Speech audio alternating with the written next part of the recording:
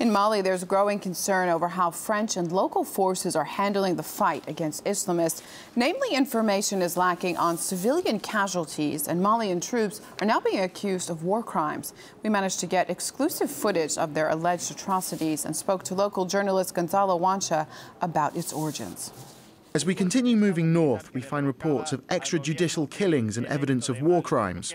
We have heard of the murder of a few citizens by Malian soldiers in the town of Savar. Not only did they kill them, they shoved their bodies into the drinking water well, located in the centre of the town, making the rest of the population watch. We're also hearing of cases where people are being prosecuted for trying to earn a living under the ruling militants. 16-year-old Adama says he was unknowingly employed as a cook and butler by jihadists and is now being accused of terrorism. After I stopped working as a cook in the town of Douenza, I went to Sever.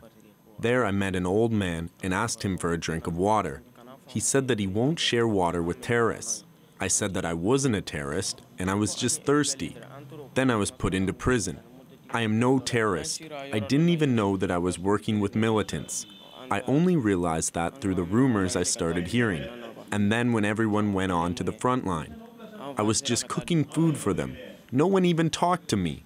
Ethnic persecutions are also reportedly becoming widespread in the area. Arabs and Tuaregs are said to be persecuted on charges of allegedly collaborating with the militants, whom the government and the French troops are fighting against. Our contacts in Timbuktu also told us that shops belonging to Arabs are being looted.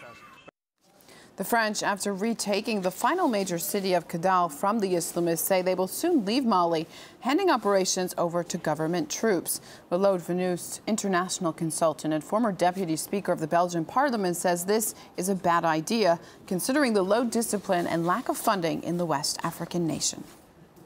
What I hear now is hardly surprises me. I mean, first of all, the Malian army does hold a grudge against the people who ousted them from the northern part of the country. And secondly, these soldiers are very low paid and have very little armaments, etc. They are not really a regular army in that sense. There's hardly a state apparatus functioning. How can you register people and examine what they do? You can't. You just can't in a country like that. So the only thing you can do correctly is, if you think people might be terrorists, is hold them and arrest them and detain them. What you certainly not do is this kind of extrajudicial executions. But it hardly surprises me that this is going on right now. This country needs support. Yes, this country needs our help. But why is it that this help only comes in the form of military invasions? That's a basic question we should ask ourselves.